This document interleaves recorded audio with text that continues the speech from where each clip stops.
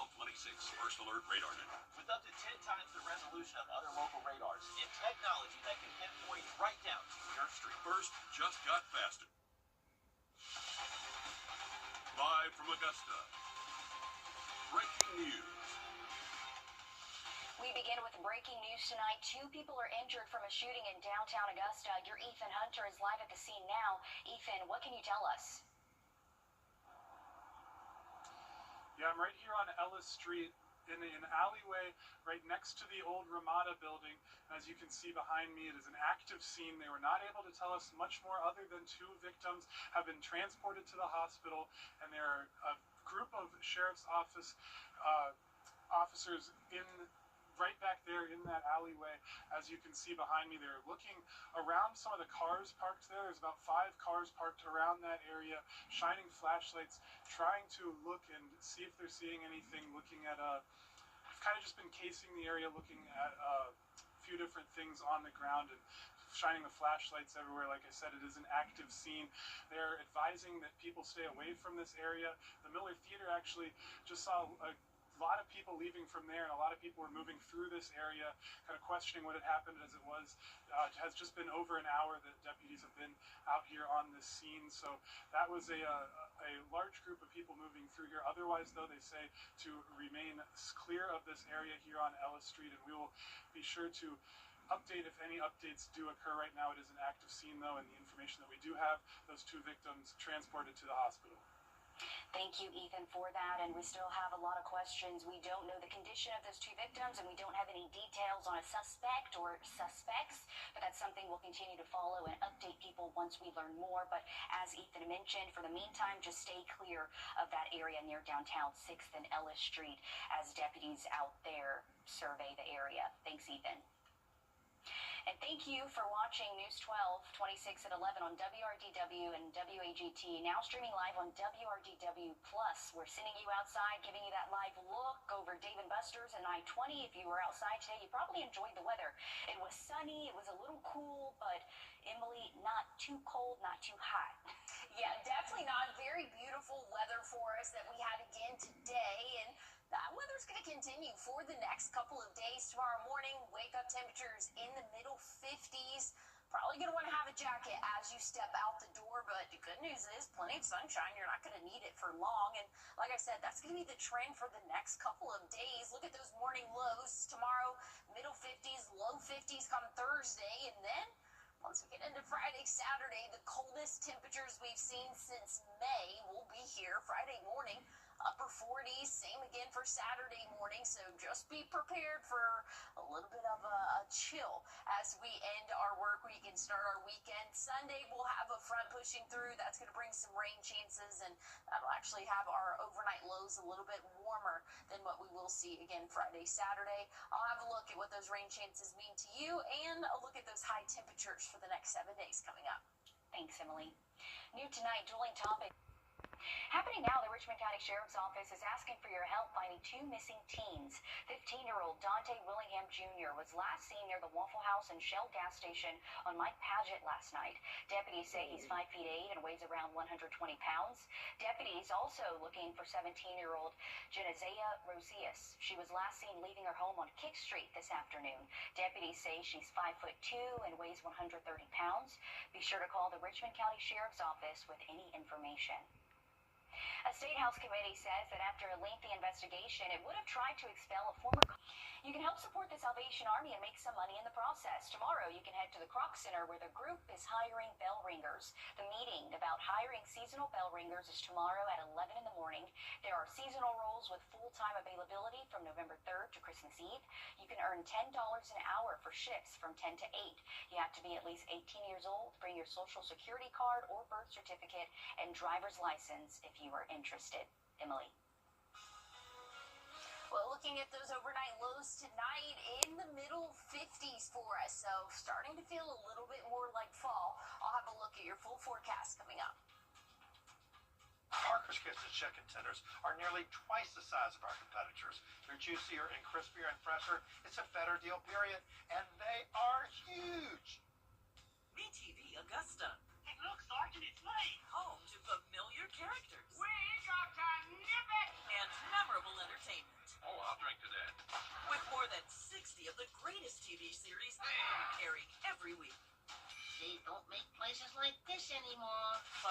BTV Augusta now on Broadcast Channel 12.3 and on Comcast 389 and 1170. Be sure and stop by. BTV is Memorable entertainment. television. A serious accident creates a lot of right now problems. You're worried about your injuries, the medical bills, and whether you'll get stuck paying for it all. You shouldn't have to chase after a lawyer to get the help you need. With me, you won't have to. I'm Austin Jackson, your guy in Augusta. If you've been injured, my team will get to work right away, and you don't have to pay us anything unless we get money for you. Injured? Call Austin Jackson, the Augusta guy. 706-724-7224.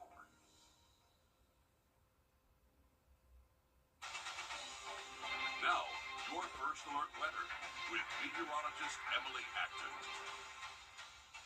Dry conditions overnight tonight, not tracking any rainfall for us, and that's going to continue for the next couple of days. So very nice Wednesday morning in store. We're going to cool off into those middle 50s. Some spots could reach those lower 50s overnight tonight.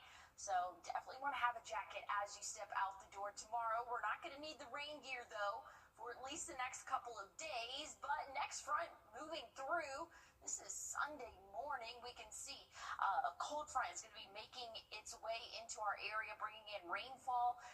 But it's not going to be too much for our area here. Again, heavy thunderstorms expected as this line passes through Mississippi, Alabama. But by the time it passes the Alabama-Georgia line, things are looking a lot better for us. We can anticipate light to moderate rainfall throughout our Sunday, but should be out of here for our Monday. Not looking too bad for us. And the rest of next week, things are looking nice and dry. So if you have enjoyed this weather, things are looking pretty much the same for the next couple of days, your Wednesday, Thursday, Friday, and even Saturday for us. Now, Sunday, again, that's when those rain chances will start to build in, and it's something that we need. Unfortunately, it is timing out to be for our weekend again, but looking at the drought monitor right now, south of I-20, seeing that moderate to even severe drought conditions. This orange color right here is indicating severe drought conditions. So definitely something that we need to hopefully get taken care of with these showers moving through. And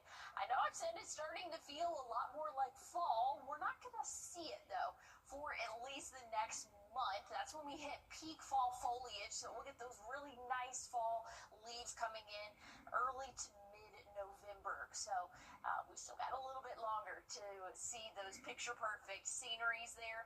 If you want to head out to the fair tomorrow, it opens at 5 p.m., Western Carolina State Fair. Just know, once we get into the later evening, things are really going to cool off pretty quick, especially after sunset. So you might want to have a jacket, but if you plan on going right at 5 and not staying too long, things are going to be very comfortable for us. Like I said, that's going to continue for the next 4 days. We do have that rain chance come Sunday. Some models are holding back on the rain. So, again, we went with that 30%. Don't cancel any outdoor plans. Just know there is going to be that chance. Once we get into the start of next week, things are looking nice and dry in the upper 70s. Thanks, Emily. Before you go to bed, if you live in Windsor, you should check your Palmetto Cash 5 lottery ticket. Someone won the rolling jackpot worth $150,000. The winning ticket was bought at the Little Country Store on Middleton Drive. The Cash 5 winning numbers for Monday's ticket are 6, 19, 28, 41, and 42. So check your ticket. It could be you. Congrats to that lucky person. And as we head to break, we're giving you a live look from Miami and your winning lottery numbers.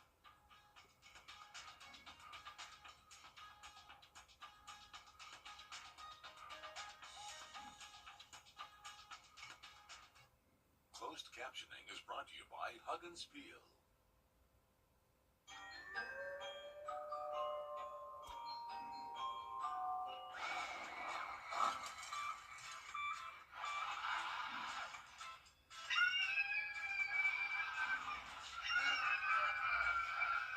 There you are. Oh, no. Congratulations.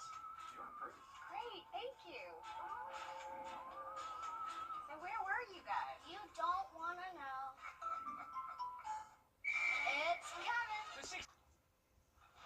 A fair family of 8 are dead after a fiery crash this afternoon on I-85 in Jackson County. Georgia State Patrol troopers responded to a 6-vehicle pileup on the interstate.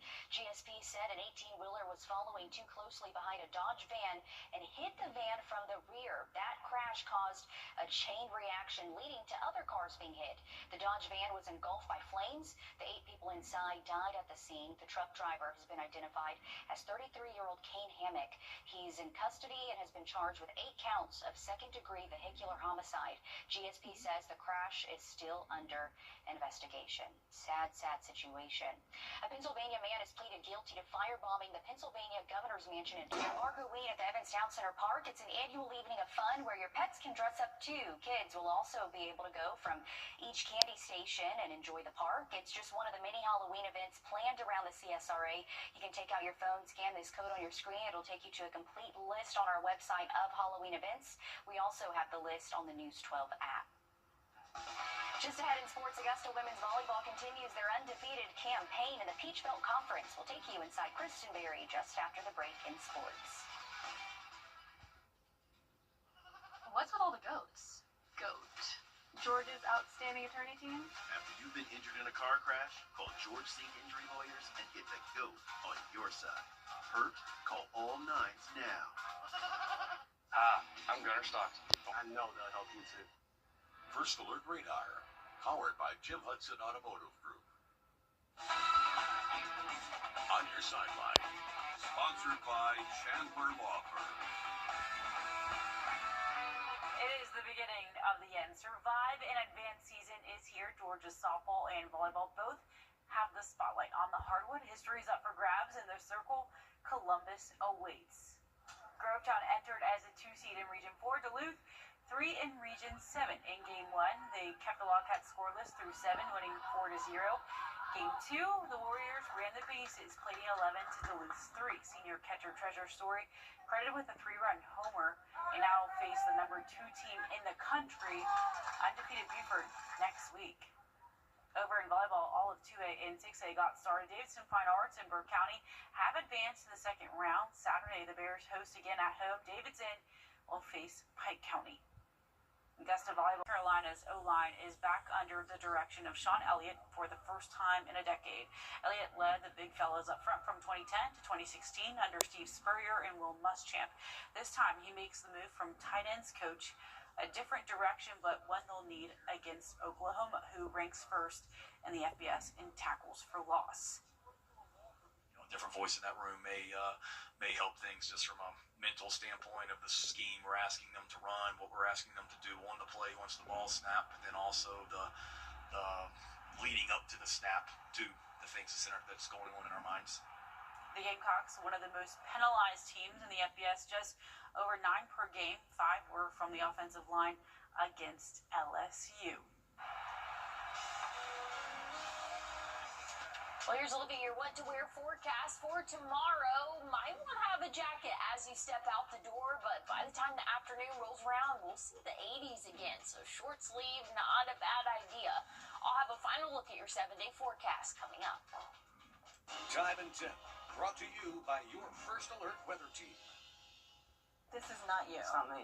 When it comes to choosing a lawyer after an accident, local experience matters. I'm Austin Jackson. I've been helping accident victims in Augusta, Aiken, and the entire CSRA for over 10 years. And I'm ready to help you right now. Call Austin Jackson, the Augusta guy. Listen up, today is National Dessert Day. From brownies to ice cream to cookies, cakes, pies, you name it. For many people, a dessert is a strong way to end a meal or a good way to treat themselves at any time, whether that's ordering out or making something at home. You can post your dessert today, share with others using the hashtag National Dessert Day, and really you only have 30 minutes to do that. So if you haven't had a sweet treat, have it now on behalf of National Dessert Day. What are you having, Alyssa? I had pumpkin pie for dessert today. Ooh. Oh, yeah. But, it wasn't as good because it's crustless, but then I put Catalina Crunch on it, and it was really, really good. But here's the deal. In the winter, I'm always eating more desserts, and that's the problem. I know it's colder outside, so you want to stay indoors and just keep on snacking. That's my problem. Yes, I'm always having to have a little sweet treat after any meal. Doesn't have to be big, but I just need a little Hershey's Kiss or something. But at dinner, after dinner, I'm always getting a little piece of ice cream, Something is bad. It's bad, but I'm always like, just to end a meal, I just need a little something sweet. So I'm kind of weird because I don't always need something sweet to end a meal. When people are like, are you sweet or salty? Yeah. I'm salty, so my go-to is always like chips and salsa or queso. It's like a go-to for me after a There meal. you go. But I will say last night I was with the sweets. So after my dinner, I did have like some sugar cookies I popped in.